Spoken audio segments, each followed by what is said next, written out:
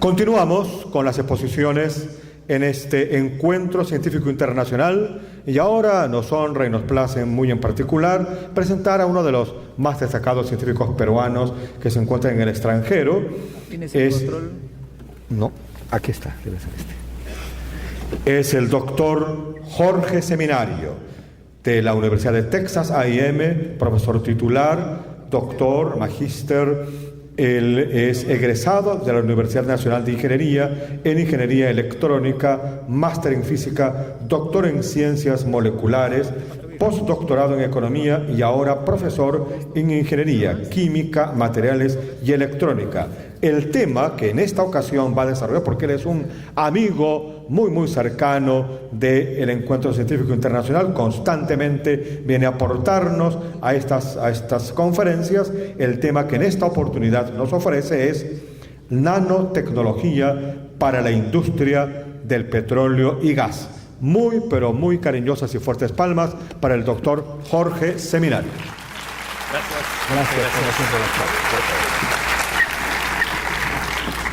Buenos días, es un placer estar por acá. Muchas gracias a Modesto por la invitación. Y bueno, hoy día traigo un tema un tema típico en el cual les puedo indicar la necesidad de darle un valor agregado a nuestros productos. Esa es la idea dentro de esto. Bueno, nanotecnología se usa en estos momentos en muchas cosas. Entonces, mi grupo tiene como finalidad buscar qué aplicaciones podemos desarrollar para ciertas diversas áreas de ciencia y tecnología. Por ejemplo, en petróleo tenemos la necesidad de buscar primero cuáles son los problemas que existen. Por ejemplo, la maquinaria de perforación se desgasta muy rápidamente. Otro problema es que 1 de cada 3 barriles se pueden recuperar, ¿no? Entonces, realmente necesitamos obtener todos los recursos. La tecnología sísmica, que es la que se usa para analizar los pozos de petróleo, no es de alta resolución. Y el problema fundamental que se produce una alta contaminación ambiental, ¿no? Y por último, necesitamos desarrollar procesos más económicos. La nanotecnología, como les dije, está haciendo grandes esfuerzos, ¿no?, para mejorar esto. Por ejemplo, se pueden desarrollar o mejorar los químicos usados en la recuperación del petróleo. Se pueden mejorar los materiales de perforación y la vigilancia de pozos, por ejemplo, ¿no? La vigilancia en el sentido de tener en cuenta qué es lo que hay en esos pozos. Esto avanza, creo, en la otra dirección. Por ejemplo, se desarrollan nanorevestimientos. Esto quiere decir de que para hacer los materiales más fuertes, por ejemplo, este es un sistema de perforación. Por ejemplo, nanomateriales que permiten el desgaste del equipo de perforación, ¿no? Entonces estos serían materiales antidesgaste, anticorrosivos, ¿no?, para las tuberías y partes que están expuestas al ambiente. Se desarrollan nanolubricantes y pastas de perforación para hacer esta perforación más rápida. Se hacen revestimientos térmicos para también reducir la deformación. Y se desarrollan materiales o sustancias anti-incrustantes, ¿no?, para los barcos, para que no se peguen cierta bacteria o vegetales, ¿no?, en ellos, ¿no? No voy a entrar a los detalles de cada uno porque, tomaría más de 20 minutos, que es muy corto tiempo. Entonces, la idea es de desarrollar estos revestimientos antidesgaste y siempre tengo problemas, ¿no? Y la idea básicamente es desarrollar nanopartículas que se puedan impregnar en los materiales que se están usando actualmente, ¿no? O sea, no es necesario hacer un cambio global del material, sino simplemente reforzarlo, ¿no? Igualmente, ahora que se tienen pozos en el mar, en zonas acuáticas, ¿no?, hay que desarrollar sustancias anticorrosivas y que simultáneamente sean benignas para el ambiente, ¿no?, porque ese es uno de los grandes problemas que tenemos. Entonces, básicamente, sustancias anticorrosivas son necesarias porque los metales, por ejemplo, las superficies son imperfectas. Si ven esto en un microscopio, por ejemplo, se darán cuenta de que no es una superficie plana, y cada vez que se encuentran este tipo de defectos, digamos, se produce una corrosión, ¿no? El desarrollo de nanofluidos, lubricantes, por ejemplo, nanolubricantes, que permiten mejorar en todos los aspectos las funciones que ya tenían mucho de la maquinaria, ¿no? Disculpen, poco a poco voy cambiando al inglés porque ya no pude traducir todo. Así que, bueno, pero esa es la idea, ¿no? Desarrollar estos nanolubricantes, por ejemplo, los materiales anti-incrustantes, creo que la traducción correcta, ¿no? Ese es un gran problema en la industria. Por ejemplo, se sabe de que cuando se pega a estos materiales que se incrustan, se pegan en los barcos, por ejemplo, reduce su velocidad y por lo tanto el costo, se tiene que usar más combustible, y eso puede llegar a un costo de 40% más, ¿no? Lo cual es bastante. Bueno, se desarrollan estos materiales también, específicamente cómo se desarrollan, bueno, es todo un tema para una hora por lo menos, ¿no? Y también los materiales o los dispositivos que se usan para el monitoreo, ¿no?, de los reservorios, ¿no? Se quiere saber qué está pasando en los reservorios, como no es posible mandar a alguien a que vea qué está pasando debajo, ¿no? Se pueden mandar estas partículas o nanopartículas que permiten entrar, bajar y subir, y nos permiten dar información de qué es lo que está pasando, ¿no? Entonces así se puede chequear qué hay, qué tenemos dentro, ¿no? Prácticamente estas partículas o robots o nanorobots, ¿no?, son capaces de entrar y ver y decirnos qué es lo que está pasando en estos reservorios, ¿no? La vigilancia de reservorios, ¿no? El monitoreo de reservorios. Y bueno, con esa información se puede hacer un mejor análisis, un mejor detalle de qué es lo que prácticamente contiene ese reservorio, de qué está hecho y mucha otra información, ¿no? Hay otra firma que ha desarrollado estos nanorobots, por ejemplo, que es algo similar, pero técnicamente hay algunas diferencias, ¿no? Y también se requieren estos materiales, estos nanomateriales para mejorar, ¿no?, la recuperación del petróleo. Hay petróleo que ya no sale por presión propia, ¿no? Hay que enviarle algún fluido para que pueda salir del pozo, ¿no? Por ejemplo, me fui muy rápido. Bueno, ok. Entonces, en este caso, por ejemplo, se manda un fluido para que pueda mover el petróleo que está ahí estancado, ¿no? Este petróleo ya no tiene la presión suficiente como para subir a la superficie, entonces es necesario enviar agua, por ejemplo, en este caso, para llevarlo, ¿no? Entonces hay que usar ciertas partículas, ciertas sustancias para que puedan trabajar con esta combinación, puedan hacer de que las tuberías estas no se desgasten y muchas otras funciones. Bueno, hay diferentes técnicas y más o menos la idea es básicamente usar nanopartículas que permitan, por ejemplo, absorberse en las superficies, y otras que no queremos que se absorban también, ¿no? O sea, dependiendo de cada situación, ¿no? Pero aún es necesario mucha investigación. Esto es muy importante, que se investiguen estas cosas, ¿no? Tenemos el problema, ¿no?, de la contaminación, por ejemplo, que es uno de ellos, ¿no? Esto es lo mismo, la recuperación de este petróleo, ¿no? Entonces hay varias tareas que queremos hacer. Por ejemplo, a corto plazo, por ejemplo, queremos ver cómo mejorar, cómo darle valor, ¿no? Valor agregado al gas, ¿no? Creo que acá tenemos gas, debemos hacer algo para no venderlo simplemente como materia prima, mejorarlo en algo. A mediano término hay que desarrollar, bueno, en Estados Unidos se está haciendo esto, ¿no? Las super tuberías, ¿no? Que prácticamente recorren todo el país, ¿no? Y a plazo grande, ¿no?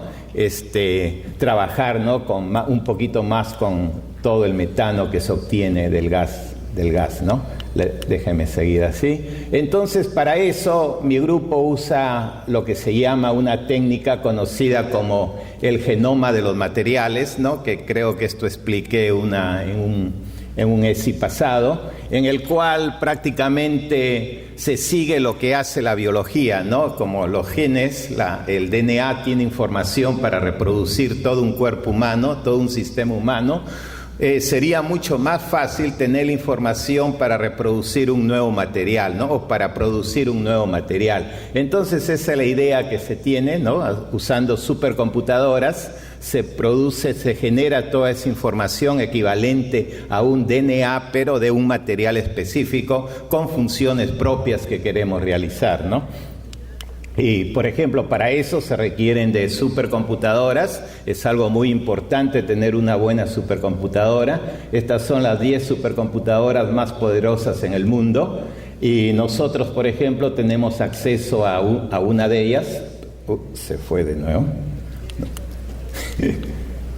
Ya, entonces, como pueden ver, la más rápida es una que está en la China, sigue siendo por segundo o tercer año consecutivo la más rápida, tiene 3 millones de núcleos en paralelo, ¿no?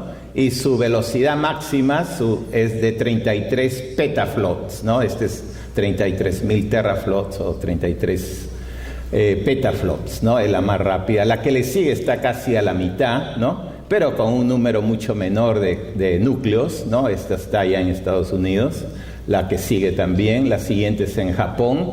Esta fue desarrollada después del tsunami que tuvieron, ¿no? Algo para que les avise con 15 minutos de anticipación qué es lo que va a pasar, ¿no? Y bueno, luego la número 7 es la que usa mi grupo, ¿no? Esa está en Texas. Y esta es la número 1 académica, porque todas las otras se encuentran en departamentos de defensa o de energía, ¿no? De los gobiernos correspondientes. Y bueno, es todo un beneficio, ¿no? Tener ahí la computadora académica más rápida en el mundo. Siguiendo con esto.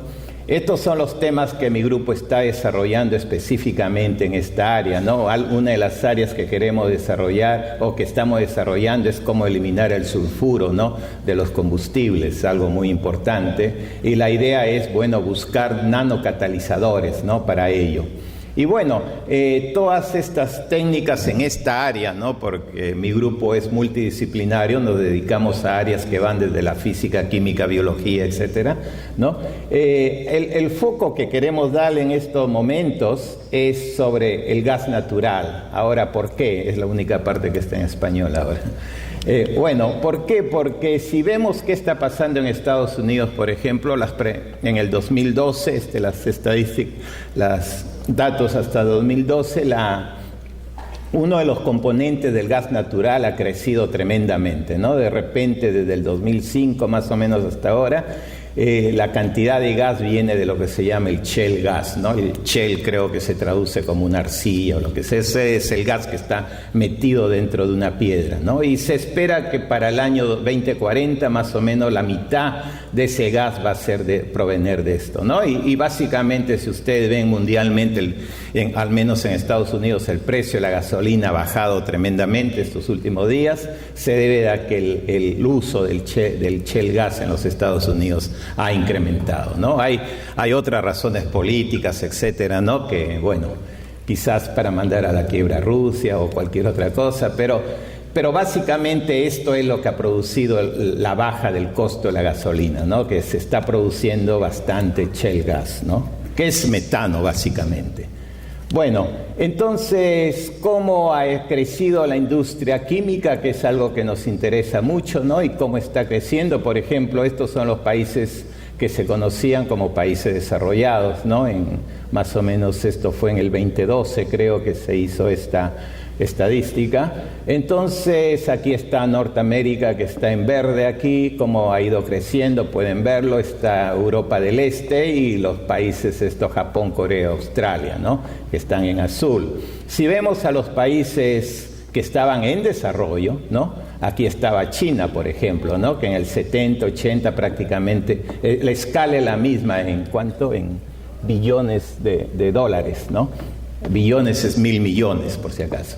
Entonces, como pueden ver cómo ha ido creciendo China, ¿no? Prácticamente China ahora, ¿no?, tomó la delantera y pasó a los países desarrollados, ¿no? Algo que hay que tener en cuenta, qué es lo que hizo China, ¿no? Fomentó la investigación, ¿no? La fomentó tremendamente, ¿no? Básicamente el secreto para el desarrollo es hacer investigación, ¿no?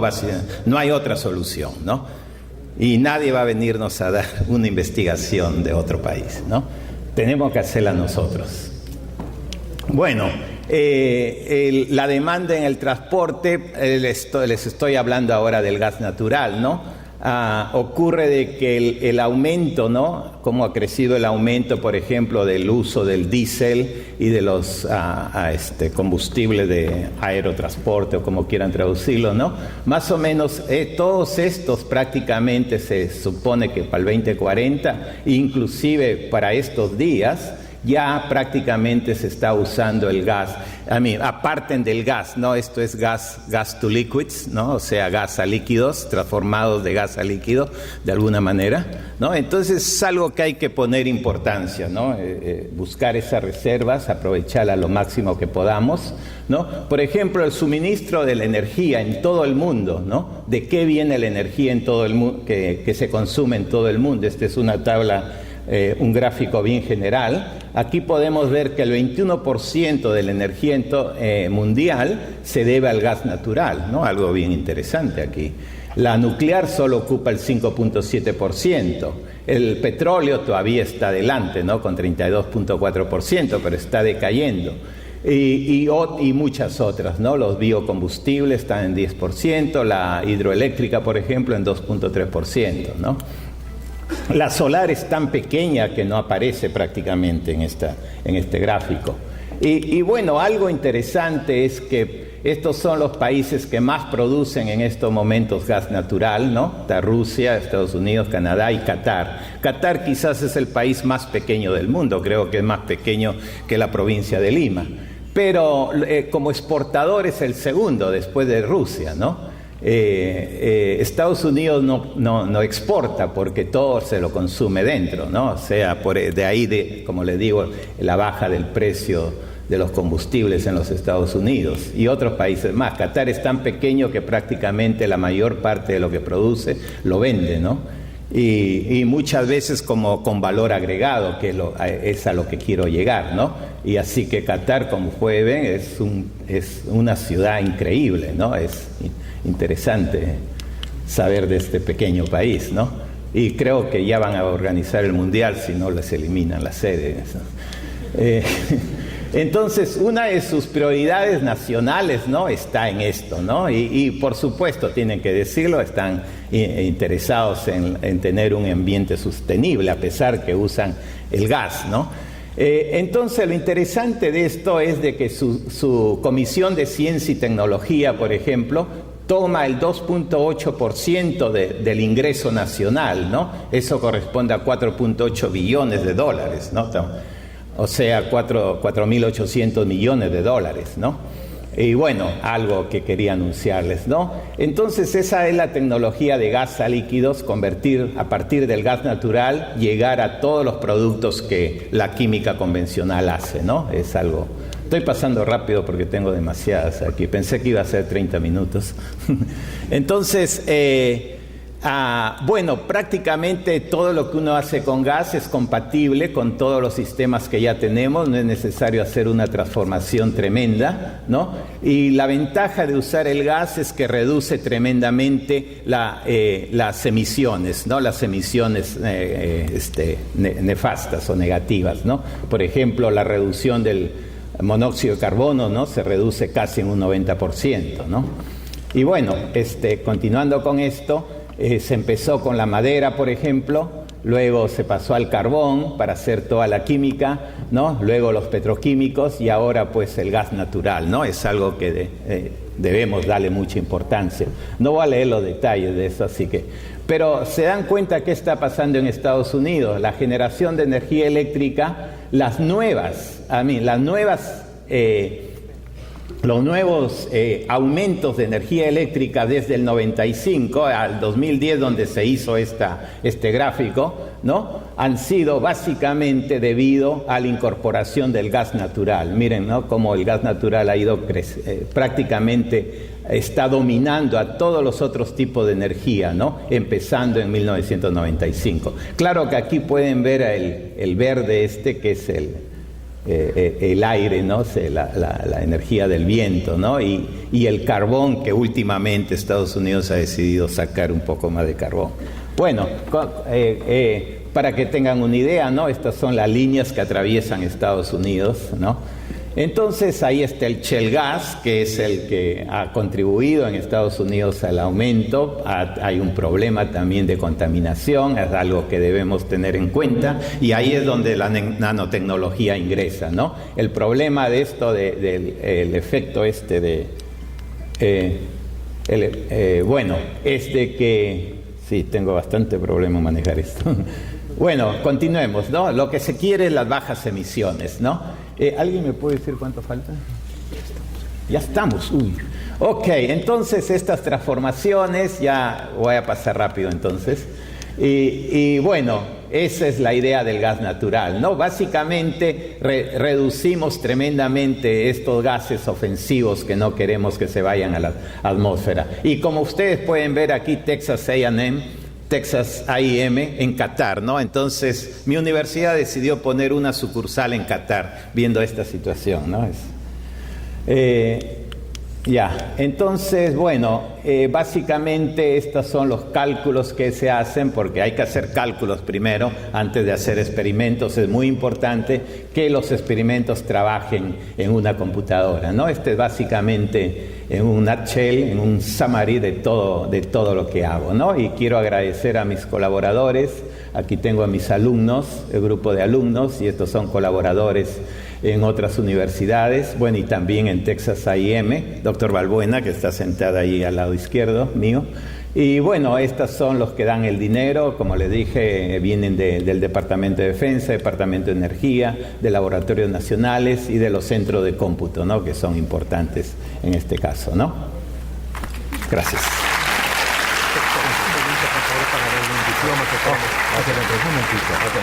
Gracias, como siempre, doctor Seminario. Estamos muy honrados de su presencia. La señorita Jacqueline se acerca para hacer la entrega de un diploma de reconocimiento, y las palmas de todos ustedes son verdaderamente muy fuertes, porque tenemos una convicción de la importancia de la presencia del doctor Seminario y de esta exposición que nos lleva de frente a los temas medulares, incluso de la geopolítica mundial, hoy modificados por el shale gas. Muchas gracias, doctor. Muy reconocidos a usted por su participación.